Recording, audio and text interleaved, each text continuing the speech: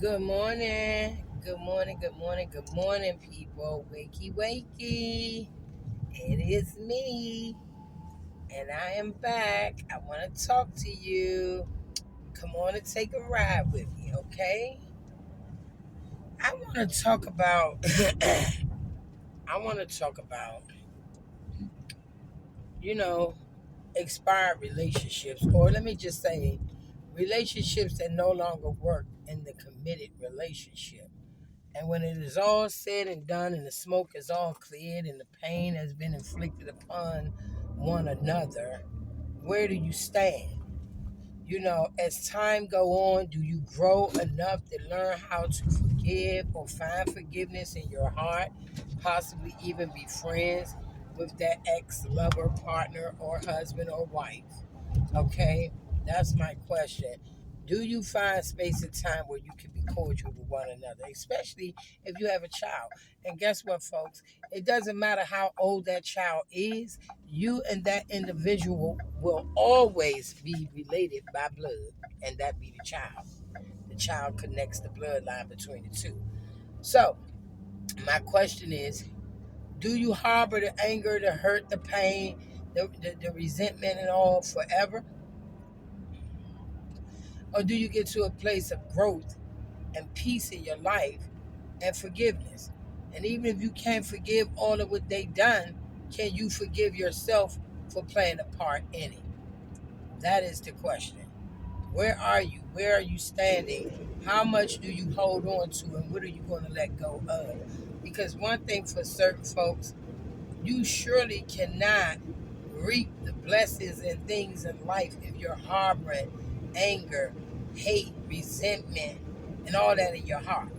You're not going to harbor, you're not going to reap the full benefits of what you're looking for in life. If you're looking for success, I got my window down, y'all. I mean, success, peace, love, wealth, health. When you harbor anger, resentments, and all these things, that stuff weighs on your health, your physical body. You can't get no kind of rest, no peace. Your heart, your blood pressure, all these things are affected by the things that we hold on to.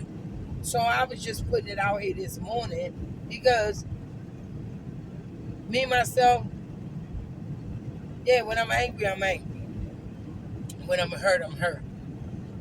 But through spiritual growth and prayer, I find peace in the midst of everything, and I'm grateful for that. And I'm praying that you guys can find some too. you know um it takes two to tango in everything. I don't care what a person done to you. You got to look at what you done to yourself by allowing yourself to sit there in it.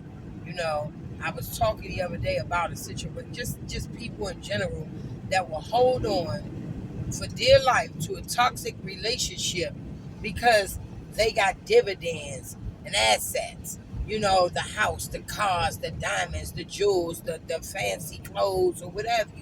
And they will hold on to that type of toxicity just to keep a label and a tag or a name. And it's sad because if your heart is not happy and you're crying more than you're smiling or laughing, and laughing will be better than smiling, okay? You need to really evaluate that. Is the dividends and assets really worth your total peace, your total peace of mind, your total serenity? Is it really worth it? But people stay in it because of what? I don't know. I mean, just the label. They stay in it for what? Because if it fails or you walk away, you look like you failed in something. No, you might have failed at a sorry relationship, but you sure won while walking away because you're going to walk into your own victory. And it's one thing to be able to collect these dividends and access and lifestyles because somebody showered you with them. There's women out here getting beat on every day, and they get showered with gifts after they get all bruised up and beat up and whatever. Then they gotta patch themselves together and dress themselves up with something fancy to put on. But the whole thing in a nutshell is it's one thing to be showered by someone with all those type of things, but it's a whole nother level of gratitude, elevation, and growth when you accumulate those things for yourself. You understand what I'm saying?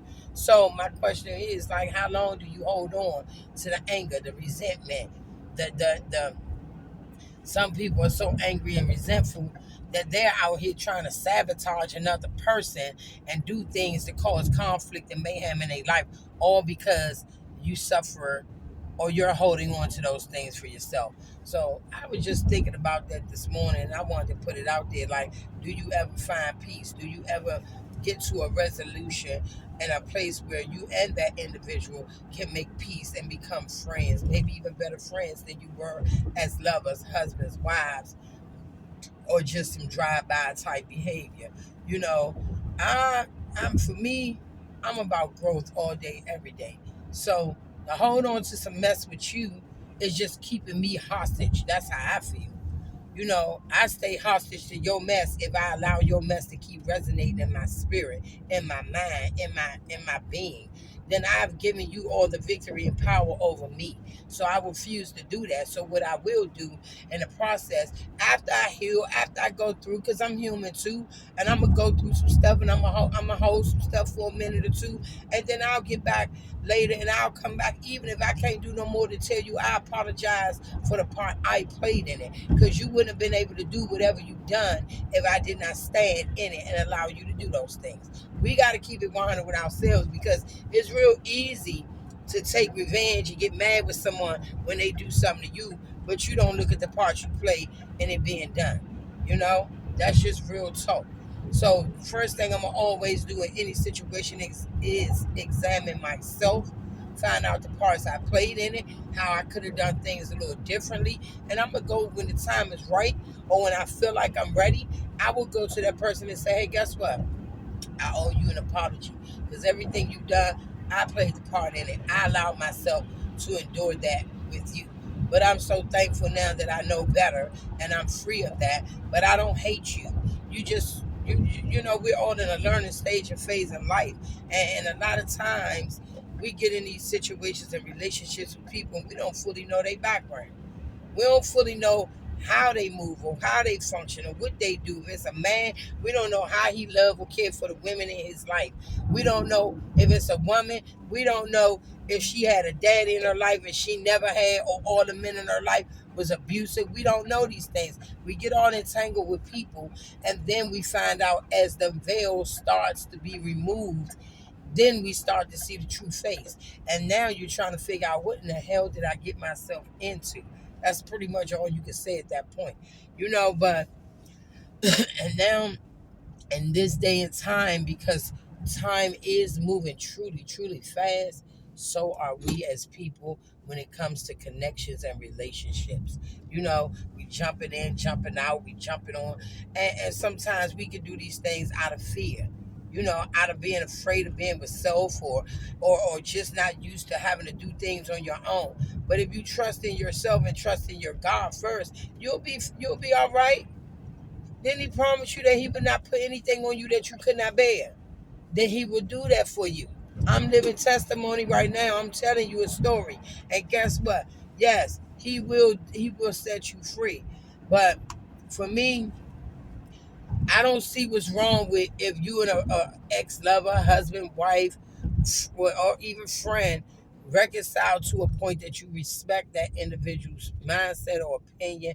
Now you get, guess what else you get when you can find that ground to come back and be okay enough that you can sit down and have a conversation, go back down memory lane, laugh about some things, and even talk about some things that went left in your relationship.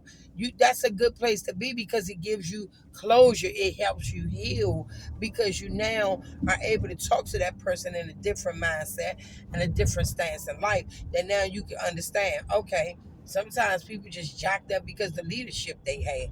You know, if you got a mother out here that's out here running reckless and taking dogging men out and working them. I told you guys about a show I watched where the lady had three men thinking they was one child's father, and all of them were paying child support. So you have some moms out here that are very reckless females. They do all kinds of doggish things to men. And I just need for the ladies to understand that when you are practicing this type of behavior and your son, your young man is watching this, first thing is going to happen, he's going to lose some respect for you, but then he's going to start to disrespect every female that come in his contact. Every female he come in contact with, he gonna treat her like dirt. Why? Because he watched his mother do it to men. So the first thing he's gonna say is, "I'm not letting no woman take advantage of me like I seen my mother do other men." Now let's flip it on this side.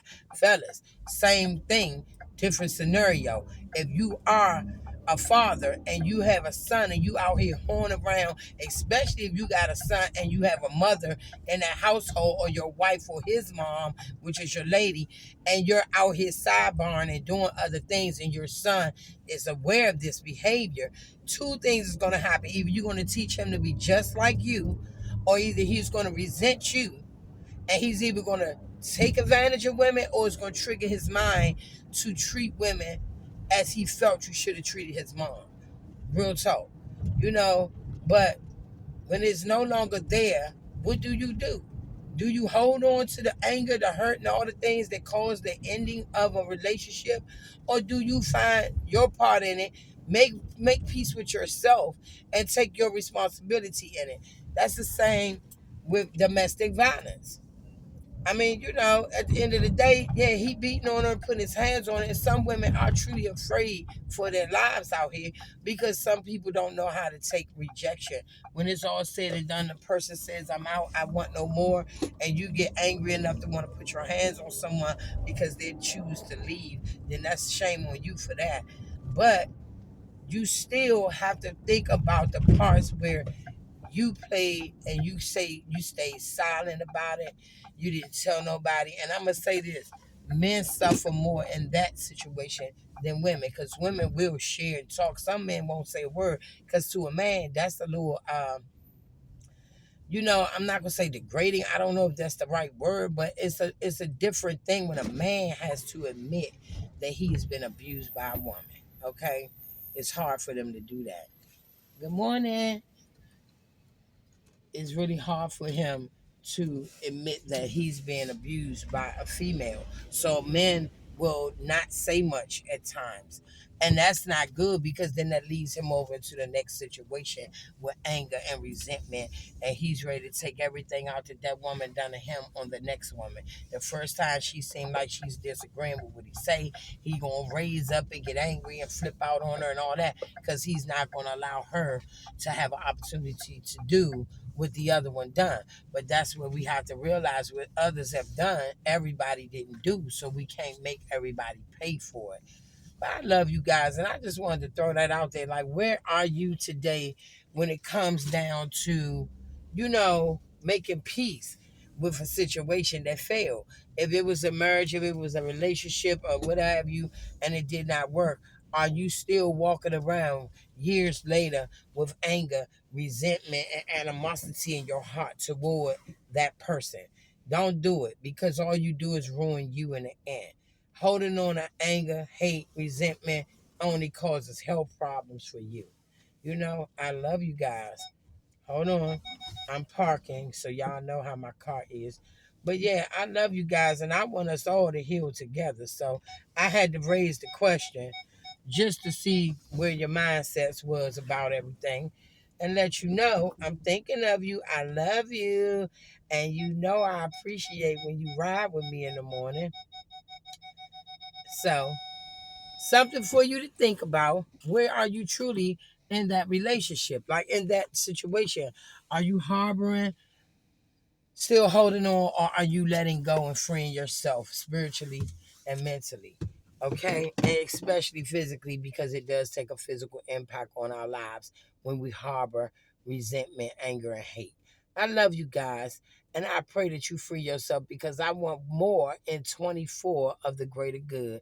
Love you, smooches. Please like, subscribe, and share with a friend. Help the channel grow. I really appreciate all of you who've been sticking by me throughout this journey. I love you guys. Have a great day on purpose. Mwah.